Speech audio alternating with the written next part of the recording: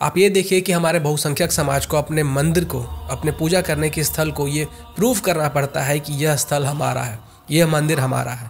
Court के सामने उसे सैकड़ों सबूत रखने पड़ते हैं, तब जाकर कहीं इस समाज को वहाँ पे पूजा करने की अनुमति मिलती है। सदियां बीत जाती है इस चीज को प्रूफ करने में कि वहाँ पे हमारा मंदिर हुआ करता था, जबकि इस ढांचे को देखकर कोई बेवकूफ भी बता सकता है कि यह एक मंदिर हुआ करता था, जिसके ऊपर जबरदस्ती एक इस्लामिक स्ट्रक्चर बना दी गई और उसे प्रूफ करने की पूरी कोशिश की गई कि यह एक मस्जिद है। बट फिर भी ये समाज सैकड़ों सालों से खून के घूंट पी पी कर जिंदा है।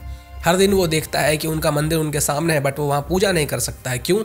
क्योंकि ये अभी तक प्रूफ नहीं हुआ है कि वो मंदिर ही है, क्योंकि अभी तक कोर्ट का ऑर्डर नहीं आया है कि यह मंदिर ही है। और इतने सालों के बाद आज अगर कोर्ट का यह फैसला आया है कि हिंदूज ज्ञानवापी के अंदर पूजा कर सकते हैं। 7 दिनों के भीतर वहाँ पे जो भी अरेंजमेंट्स किए जाने हैं वो वहाँ की गवर्नमेंट अरेंज करेगी और 7 दिनों के बाद से वहाँ पे कोई भी व्यक्ति जाकर पूजा पाठ कर सकता है। अगर आपने मेरा राम मंदिर वाला वीडियो देखा है तो राम मंदिर के वीडियो मैंने आपको ये बताया था कि जब राम मंदिर का संघर्ष चल रहा था तो उससे कुछ सालों पहले वहाँ पे एक राम चबूतरा बनाया गया था, जहाँ पे कि हिंदूज आकर पूजा पाठ किया करते थे, कीर्तन किया करते थे। और एक तरीके से आप समझ सकते हो कि ज्ञानवापी का भी अभी वही स्टेज चल रहा है, जहाँ पे कोर्ट ने आदेश दिया है कि अब हम वहाँ पे पूजा पाठ कर सकते हैं। कुछ दिनों पहले जब आर्कियोलॉजिकल सर्वे ऑफ इंडिया का रिपोर्ट आया था ज्ञानवापी के ऊपर, तो उसमें बहुत सारी चीज़ें सामने आई थी, बहुत सारे फोटोज सामने आए थे, जिसमें कि हमारे भगवान की मूर्तियाँ थी, बहुत सारे हिंदू स्कल्पचर्स थे, जो इनफ है ये बताने के लिए कि वहाँ पे एक मंदिर हुआ करता था। और आर्कियोलॉजिकल सर्वे ऑफ इंडिया ने बताया भी कि ये जो ज्ञानवापी है इसके नीचे पहले एक मंदिर हुआ करता था, और उस मंदिर का मैक्सिमम पार्ट अभी भी आप बाहर से जाओगे तो आपको दिखाई देगा। यह जो ज्ञानवापी मंदिर हुआ करता था उसका जो मेन कक्ष था, मतलब जो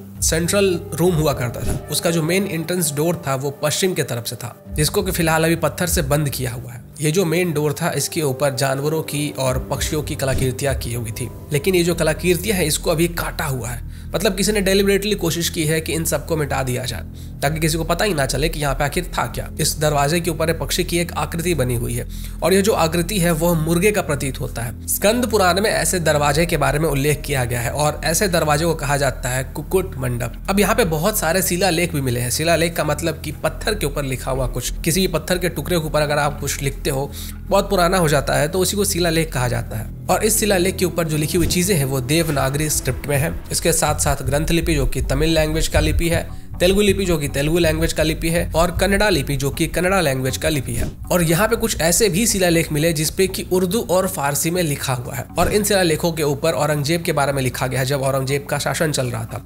1676 से लेकर 1677 तक का। अच्छा, औरंगजेब की एक जीवनी है जिसका कि नाम है मासीर ए आलमगिरी, और इसमें यह लिखा हुआ था कि औरंगजेब ने सभी प्रांतों के राज्यपालों और काफिरों के स्कूलों और मंदिरों को ध्वस्त करने का आदेश जारी किया था। इसके साथ साथ इसमें यह भी लिखा हुआ है कि 2 सितंबर 1669 को औरंगजेब के आदेश के अनुसार उनके अधिकारियों ने काशी में विश्वनाथ के मंदिर को ध्वस्त कर दिया था। अब जब औरंगजेब के जीवनी के अंदर ही लिखा हुआ है कि काशी में जो मंदिर था उसको तोड़वाया गया था औरंगजेब के द्वारा, सामने मंदिर है, मंदिर के अंदर से इतनी सारी चीजें बरामद हो रही है, मंदिर का जो स्ट्रक्चर है उसको देखकर कोई बता सकता है कि वह मंदिर है, उसके ऊपर जानबूझकर एक इस्लामिक स्ट्रक्चर बनाने की कोशिश की गई है। जिसने इस मंदिर को तोड़ने के आदेश दिए थे उसके बारे में लिखा हुआ है। एएसआई की रिपोर्ट भी चीख चीख कर यही बता रही है। सामने जो नंदी जी की मूर्ति है वो भी ये चीख चीख कर कह रही है कि सामने मेरे महादेव का मंदिर हुआ करता था। लेकिन अभी भी ज्ञानवापी के दूसरे तरफ से जो केस लड़ रहे हैं, जो मुस्लिम पक्ष है, उनका कहना है कि एएसआई ने जो कहा है वो तो अपने जांच में उन्होंने कहा है, लेकिन ये कोर्ट का ऑर्डर नहीं है। अब यहाँ पे समझदारी इसी में होगी कि जो मुस्लिम पक्ष है उनको इस चीज को एक्सेप्ट कर लेना चाहिए कि यह